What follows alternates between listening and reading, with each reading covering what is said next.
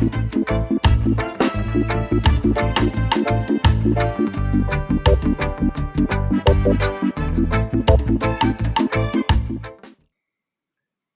day.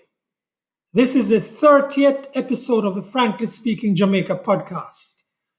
Thank you for staying with me or joining on this journey that has reached a milestone of 30 weekly episodes. Please continue to share, comment on the channel, and subscribe if you have not yet done so. A packed program this week. A guest pulls back the childhood memories of independence and assesses Jamaica's progress since then. Desmond Richards and I believe the dangerous, now too regular, open confrontation between citizens and police could tip over into something really nasty. But we have divergent views about how it emerged and how to tackle it. And Crystal Cameron scolds parents, who she says are robbing children of their opportunities. Now to my commentary, frankly speaking. Another video has been making the rounds, showing police officers being confronted by residents in an inner city community. It's worse than that sounds. Police responded to a reported shooting in a part of central Kingston and detained some suspects who were put in the back of two police pickup trucks. Women were seen telling the men to come out, get away from the vehicles. Their language spoken and demonstrated was vile. Forget for the moment the absolutely inadequate slack security arrangement by the police in placing the men in the back of the two pickups, but focus on how the women challenged the people, challenged the police, one even getting into a fist fight with an officer. The nasty scene did not make the news and did not bring any response from the police high command or political figures involved in central Kingston or the nation's leadership. Maybe you expected nothing from them anyway, for there are really few leaders around who apparently see the ship sinking and will say so, or at least point to the iceberg. This video of rank lawlessness comes just weeks after a similar incident also in Kingston that drew attention, largely because a soldier was seen to kick a pregnant woman who was attacking him. I showed the latest video to a friend who shares Jamaica and England as his home. He initially responded that the police should have stepped back, and then he spoke about the violence that should have been unleashed. That suggested response from the police and the likely bloodbath in one of these instances is not as far-fetched as we may think. The good thing is that we have time to head it off, to tell men and women in communities that they should not attack the police, that the resistance and the abuse and their attempts to show off how they are bad are misguided, unlawful, and could lead to harm and death. This is more than about how barbaric it looks. This situation of civilians, some of them having nothing to do with the police action, taking on the security forces and cussing them and throwing missiles and even want to get into fist fights, is to be deplored. The leadership of the country at the level of the Prime Minister and the leader of the opposition should consider their duty to speak about it, to say that this is not right and it's not the Jamaica we want to build. Of course, there's more than that that's needed, but that's a place to start, Mr. Holness and Mr. Golding. Now, part of why this is becoming regular is that the police and the soldiers have been showing some restraint. They may not always do so, and even one may step out of line, and that could bring the nightmare to bloody reality. This festering situation must be added to the lawlessness out there every day, including the colossal failure of the police to handle traffic infringements and violations on the streets. Perhaps worst of all in the capital city of Kingston. Red Hills Road between that bridge over the gully at the back of Dunrobin Primary and Lee's Food Fair has turned into a stretch of lawlessness where taxi operators carry out hitherto unthinkable, desperate, and dangerous maneuvers, regularly forming a third lane where none should be. You can almost always expect a near accident or a wild scene there.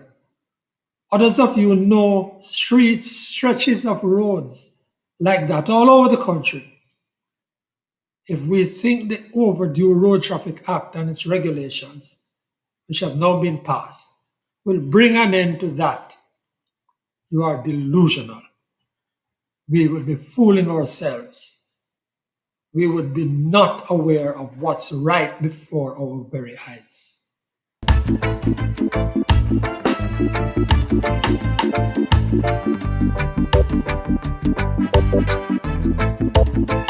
Here is Desmond Richards with his take. We waiting for a bloodbath before taking action to prevent, reduce these ugly confrontations between civilians, mostly women, and members of the security forces? What are we waiting for? You will recall that ugly incident some weeks ago where we saw a JDF soldier assaulting and kicking a pregnant woman while another was seen rifle whipping a man. No, we can't continue like this.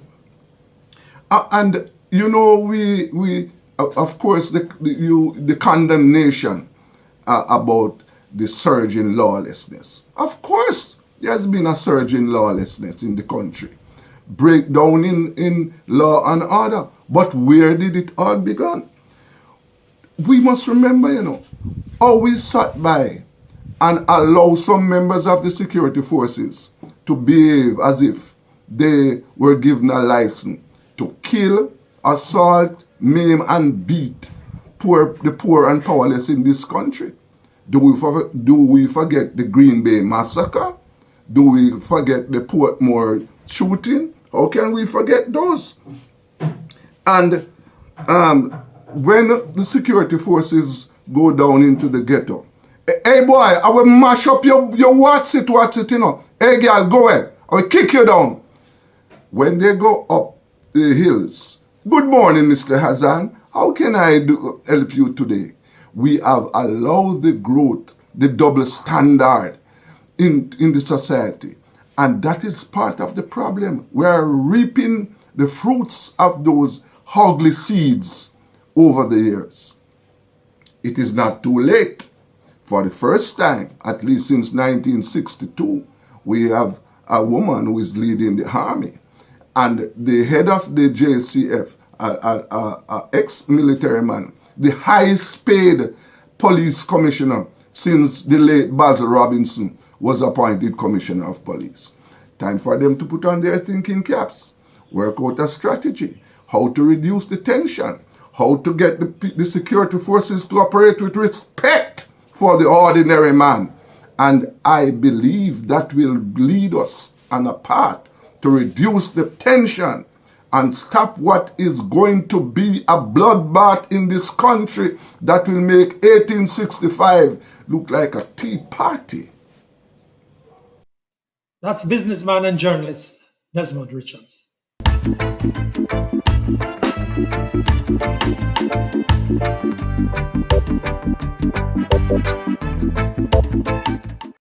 Now, continuing the series on independence, where Jamaicans speak about what it meant, means, and could yet become.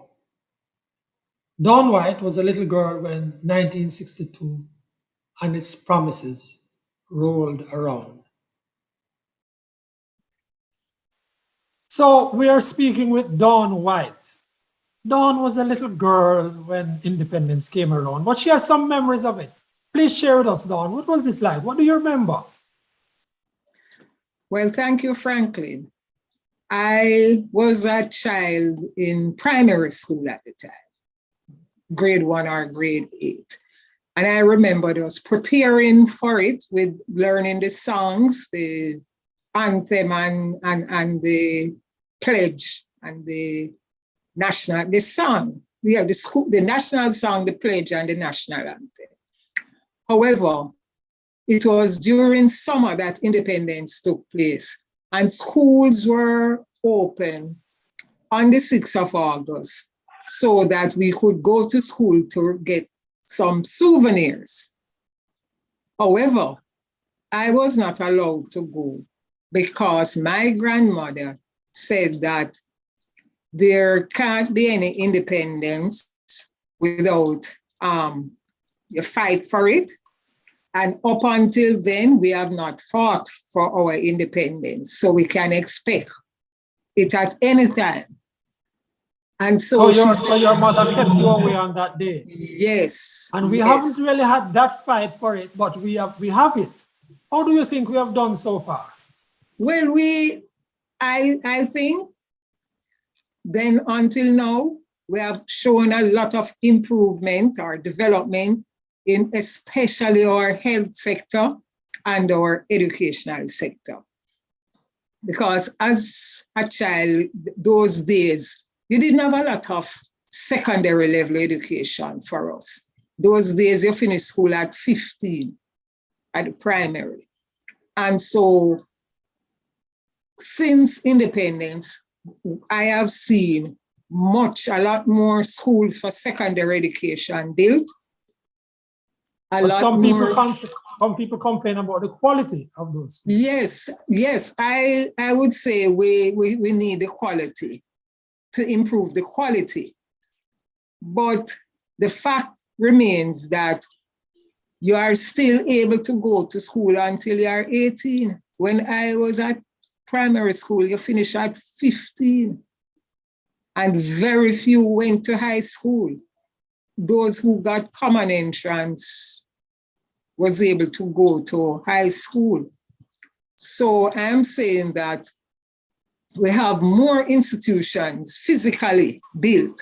In my days, you just used to hear about Wolmer's and JC and St. Hugh's and, in those days. Like that. So you think we have done better generally in education? Yes, because we are more exposed to longer time in education, in the institutions. And I'll say the quality, we can have that for another discussion. But if you have the quality education and don't have the institutions, it's still a class system developed. And what you said about health now? What did you say about health now? When you're growing up, a lot of, you'd hear of a lot of small children dying. A lot of persons, I still was hearing about persons dying in childbirth, mothers dying in childbirth. You had a polio. I came in the polio era. And so there are some diseases that you don't know about. I remember my mother telling me that people used to have yaws when she was a child. And I know yaws unfold growing up as a child. So, So you think that we have done well done? Is that your verdict? Yes. Again, not perfect, but we have done fairly well. Put it that way. And to the people who say we haven't done well, what do you say to them? I am saying that they are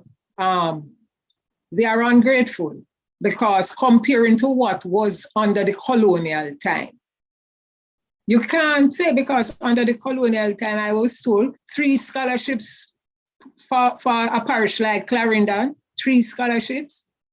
Children didn't get to go to high school. You finish school 14, 15, 14, in some instances 15 if the teacher consider you bright and they give you a year over. So you give independence in Jamaica yes, an A grade. Because yes, with that we needed to be independent, because I don't know, Mrs. Queen, I don't think England had our interests at heart. They still don't have our interests at heart. I want to thank you, Dawn, for this insight and for your view of independence. And I'm wishing you a great time when the holidays come around. Thank you for having me, Frank. Okay, good. Now, Dawn, so that looks like it. I'm going to close off, and I will even try to send you the edited version when the young man edits it for me. Thank you so much, and thanks for your patience, my dear. It's okay. That's my virtue. This is show that patience is me. All right. Okay. Beautiful. Thank you. Thanks. You're welcome. That was Dawn White, a resident of St. Catherine, speaking on independence.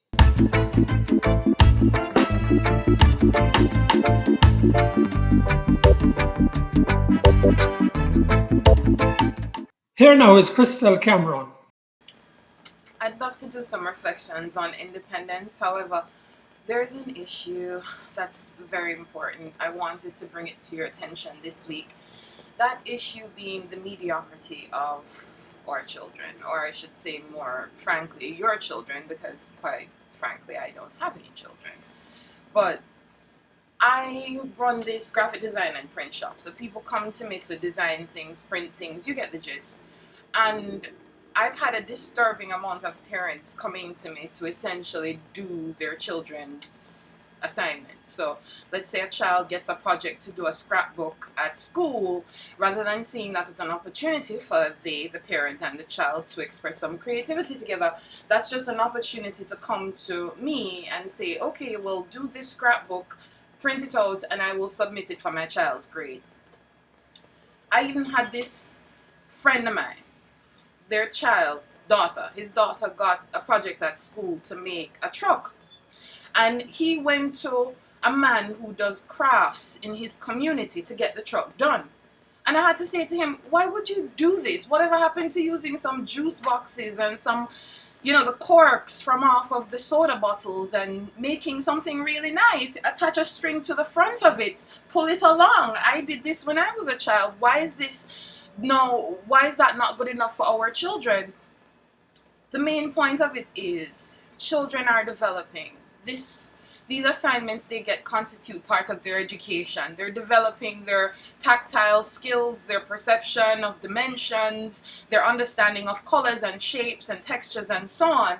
And I wonder to myself, how exactly do we rationalize stealing this learning opportunity from children?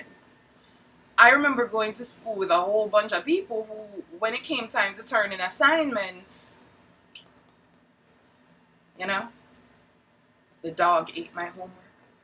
And I guess these are their children who they now just skip the whole process and I'll do the assignment, so you won't have to go to school and be embarrassed because you did not do your assignment. Your parent will do it for you. And I suppose they will be there for you the rest of your life to pretty much live life on your behalf and ensure that you will never have to take responsibilities. Your children aren't going to wake up or get up at 15, 16, 17, 18 and have tactile abilities and be intelligent and know how to live and operate in the world. These are skills that they have to be taught. They have to develop. Stop stealing opportunities for your children to learn.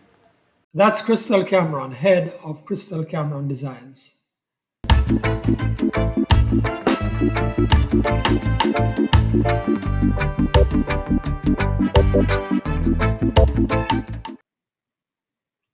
That's our podcast for this week. Again, thank you for sharing. We love to hear from you, so please put those comments on the channel, share, and again, if you haven't done so yet, please subscribe. I'm Franklin McKnight. Until then.